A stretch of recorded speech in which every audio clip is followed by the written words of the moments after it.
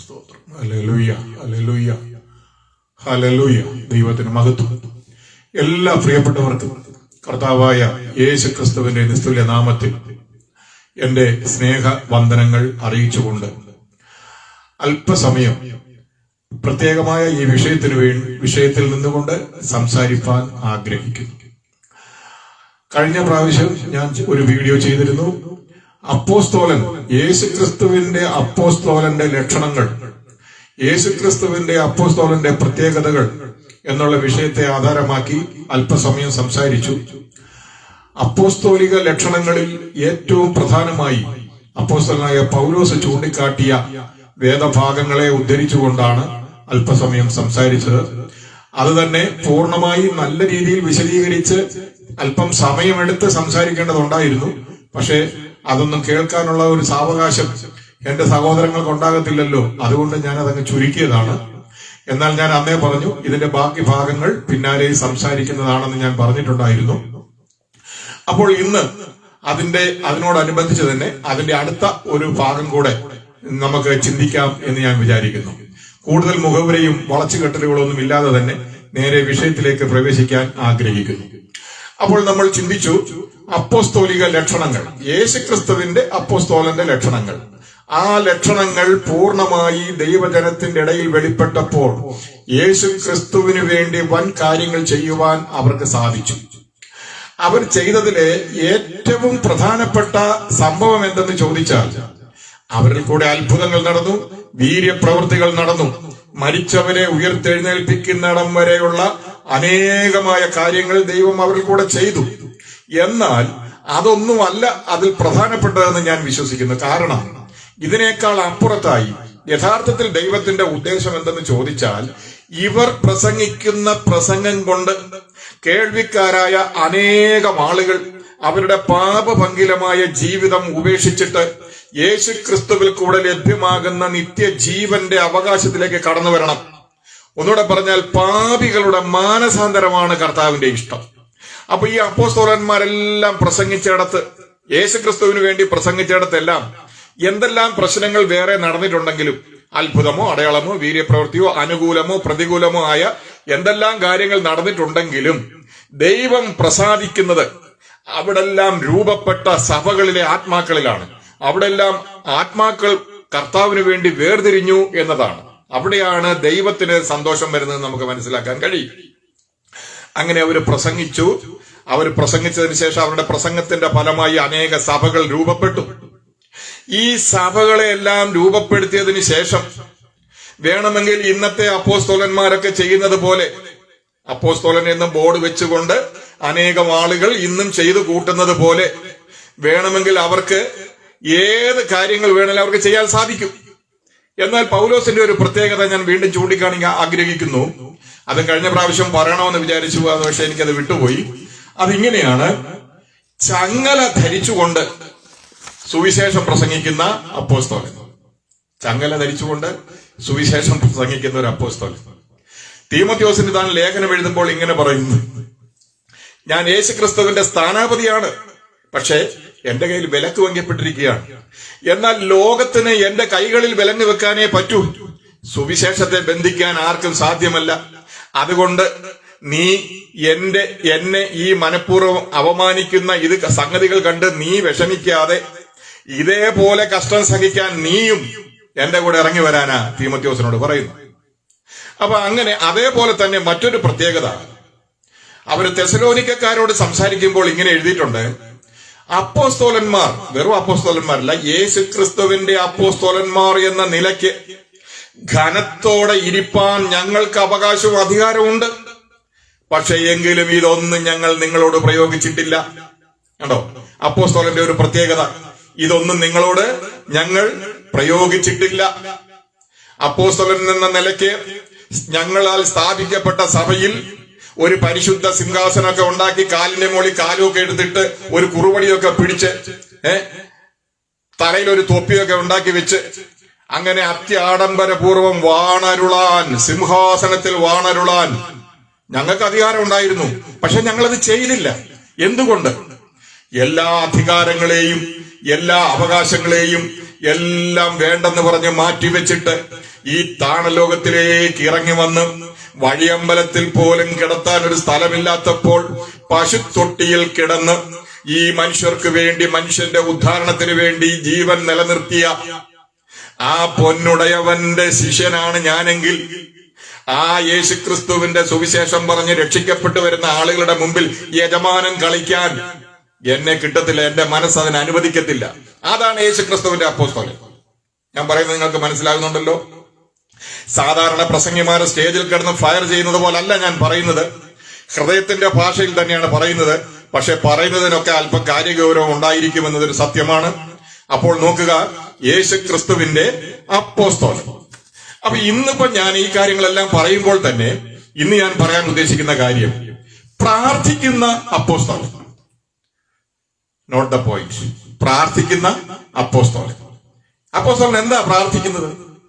ഈ അപ്പോസ്തലന് പ്രാർത്ഥിക്കാൻ, അപ്പോസ്തലന്റെ കാര്യം പറയുമ്പോൾ തന്നെ അപ്പോസ്തലന് പ്രാർത്ഥിക്കാൻ ഒരു മാതൃക ഈ അപ്പോസ്തലൻ അറിയാം എങ്ങനെയാണ് പ്രാർത്ഥിക്കേണ്ടത്.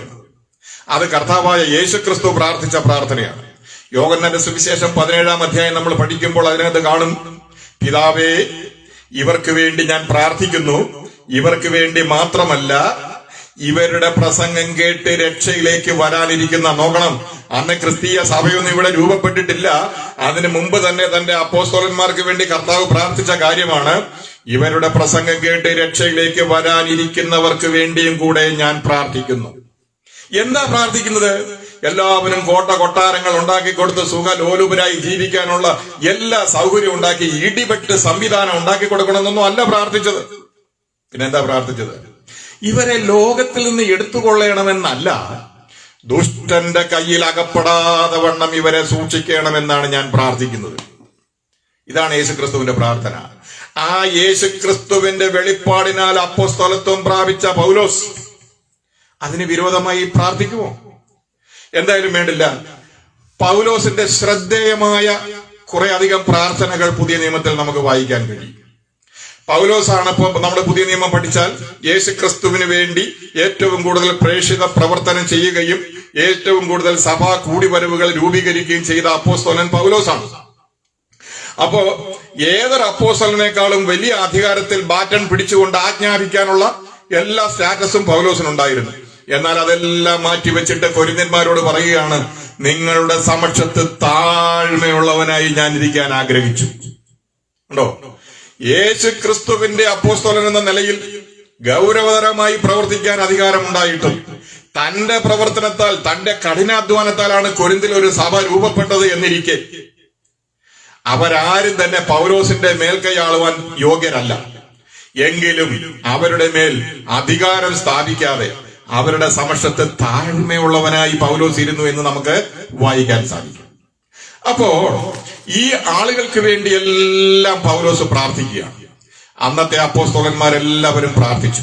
പത്രോസും പ്രാർത്ഥിച്ചു, പൗലോസും പ്രാർത്ഥിച്ചു, യാക്കോബും പ്രാർത്ഥിച്ചു, എല്ലാ അപ്പോസ്തലന്മാരും പ്രാർത്ഥിച്ചു. പക്ഷേ ഈ പൗലോസിന്റെ പ്രാർത്ഥന ശ്രദ്ധേയമാണ്.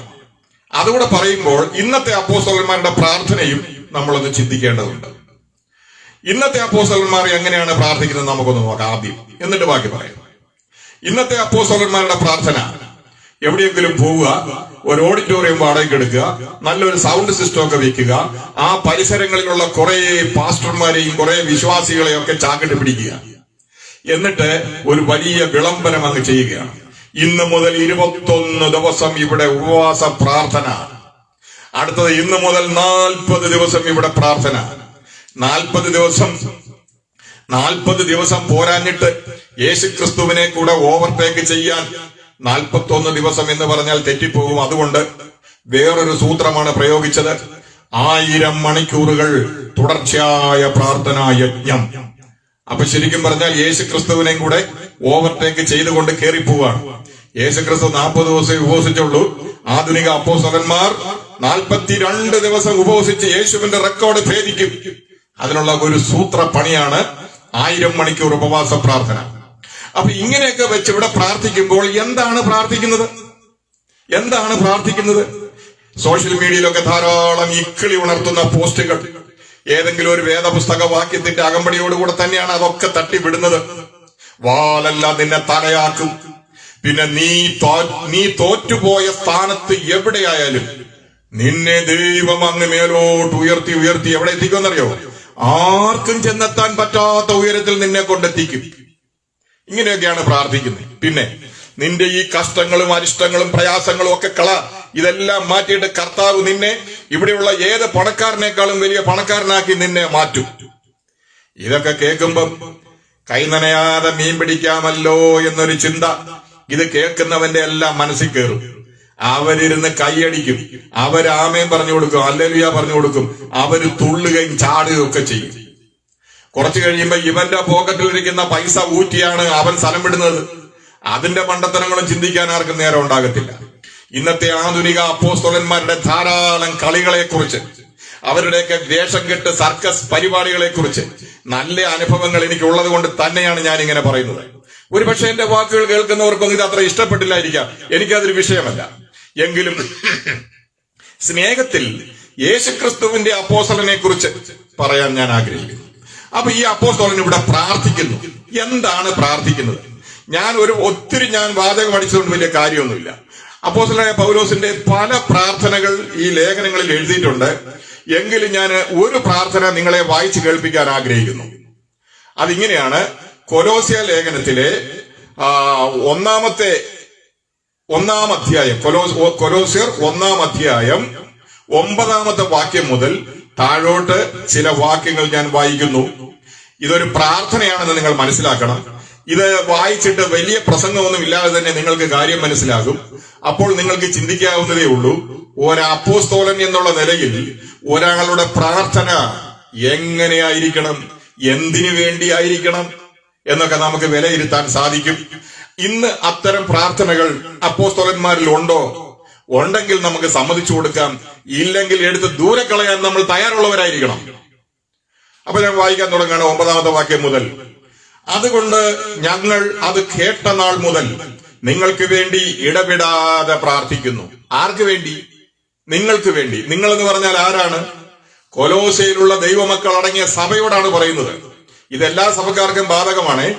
അപ്പൊ അവർ ഇടപെടാതെ പ്രാർത്ഥിക്കുന്നു. ഇനി എന്താണ് പ്രാർത്ഥിക്കുന്നത്?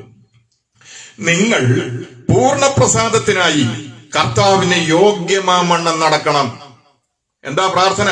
കർത്താവേ, ഞങ്ങൾ പ്രസംഗിച്ച ദൈവവചനം ഈ ആളുകൾ കേട്ടു, ഇവിടെ ഒരു സഭ രൂപപ്പെട്ടു, ഇവരുടെ ഭാവി ആത്മീക ജീവിതത്തെ കുറിച്ച് ഇവർ ഉത്കണ്ഠാകുലരാണ്, ഇവരെ എങ്ങനെയാണ് നേർവഴിയിൽ നടത്തി മുന്നോട്ട് പോകേണ്ടതെന്ന് കർത്താവ് അവരോട് സംസാരിക്കണമേ എന്ന് അപ്പോസ്തലൻ പ്രാർത്ഥിക്കുകയാണ്. എങ്ങനെയാ പ്രാർത്ഥിക്കുന്നത്? നിങ്ങൾ പൂർണ്ണ പ്രസാദത്തിനായി കർത്താവിന് യോഗ്യമാവണ്ണം നടക്കുന്ന ആത്മീകമായ സകല ജ്ഞാനത്തിലും വിവേകത്തിലും അവന്റെ ഇഷ്ടത്തിന്റെ പരിജ്ഞാനം കൊണ്ട് നിറഞ്ഞു വരണം. നിങ്ങളുടെ ബാങ്ക് ബാലൻസ് ഇങ്ങനെ കൂടി വരണം. നിങ്ങളുടെ വീട്ടിന്റെ കാറുകളുടെ വാഹനങ്ങളുടെ എണ്ണം ഇങ്ങനെ കൂടി വരണം.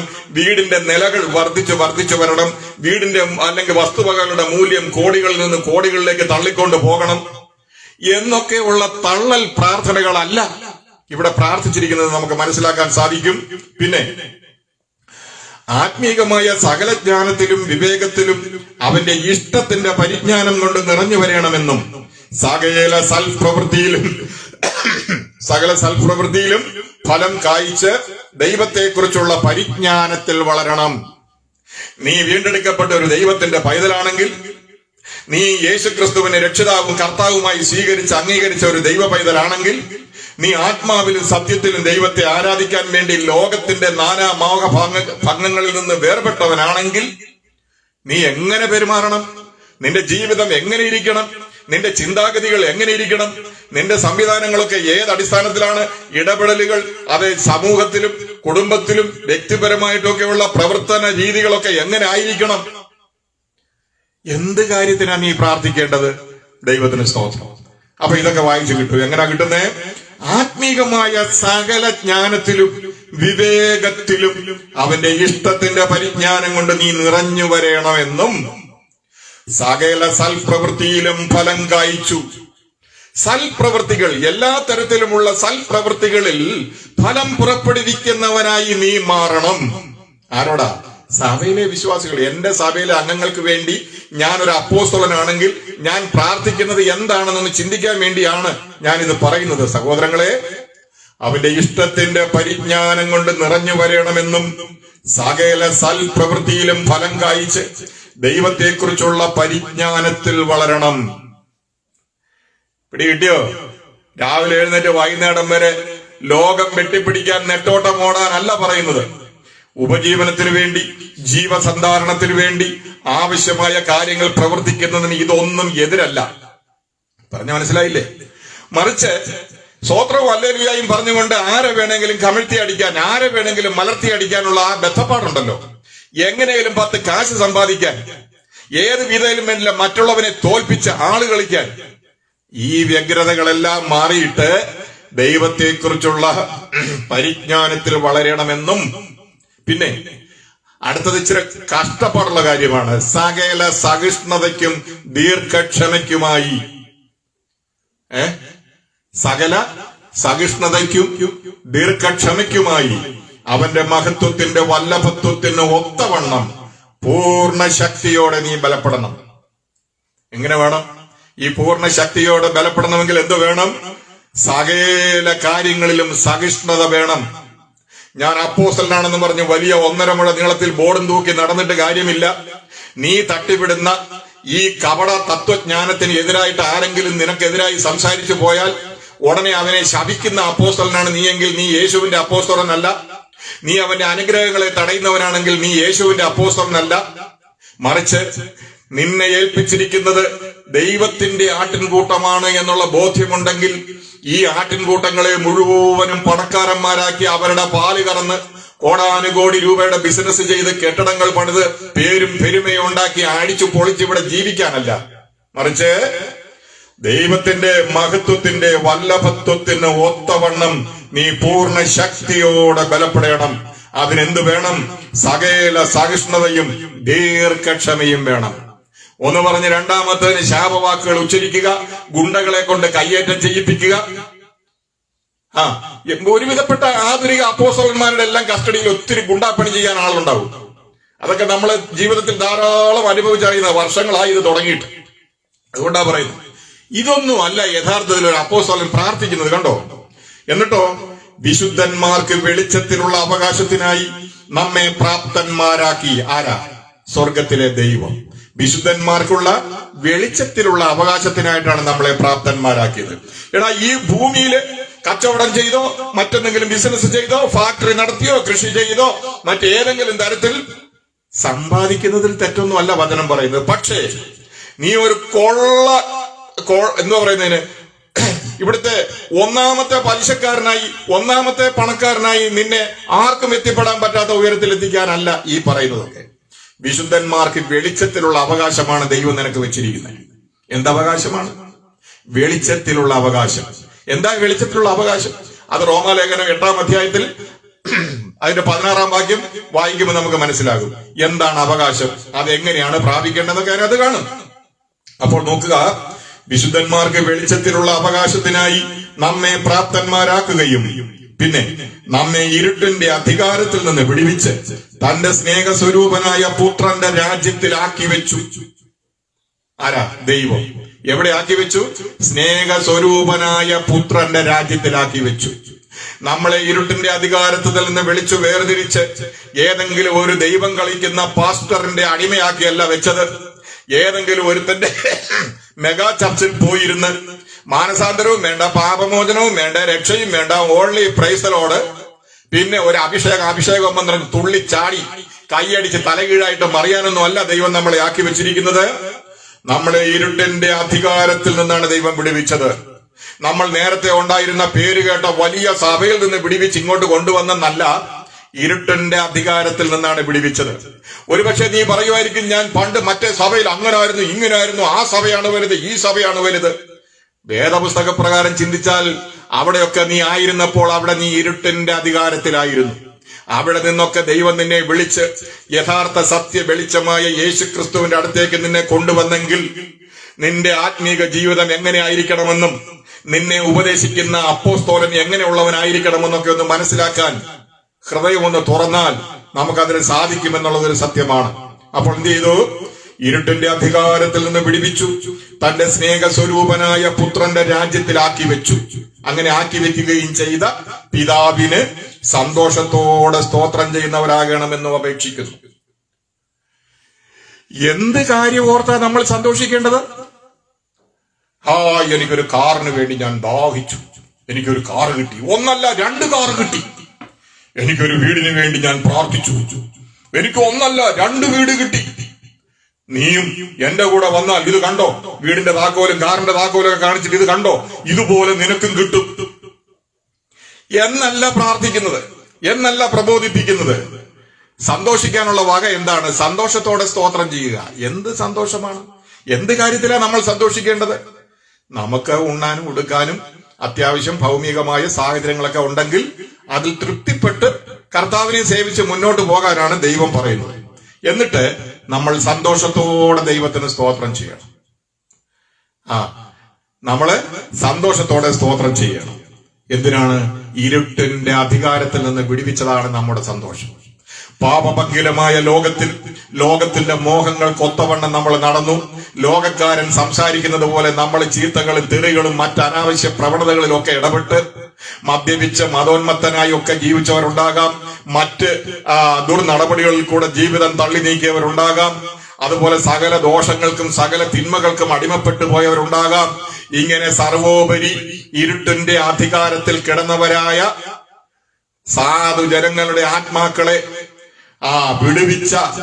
വിടുവിച്ചിട്ട് തന്റെ പുത്രനായ യേശുക്രിസ്തുവിന്റെ രാജ്യത്തിലാക്കി വെച്ച പിതാവിന് ഈ വിടുവിച്ച കാര്യം ഓർത്താണ് നമ്മൾ സന്തോഷിക്കേണ്ടത്. ഈ സന്തോഷത്തോടെയാണ് ദൈവത്തെ സ്തുതിക്കേണ്ടത്. ദൈവത്തിന് സ്തോത്രം ചെയ്യുന്നവരാകണം എന്ന് അപേക്ഷിക്കുന്നു, എന്ന് പ്രാർത്ഥിക്കുന്നു. എങ്ങനെയാണ് പ്രാർത്ഥിച്ചത്? പ്രാർത്ഥിക്കുന്ന അപ്പോസ്തലൻ. എഫേസ്യ ലേഖനത്തിൽ ശ്രദ്ധേയമായ 2 പ്രാർത്ഥനകൾ അവിടെ രേഖപ്പെടുത്തിയിട്ടുണ്ട്.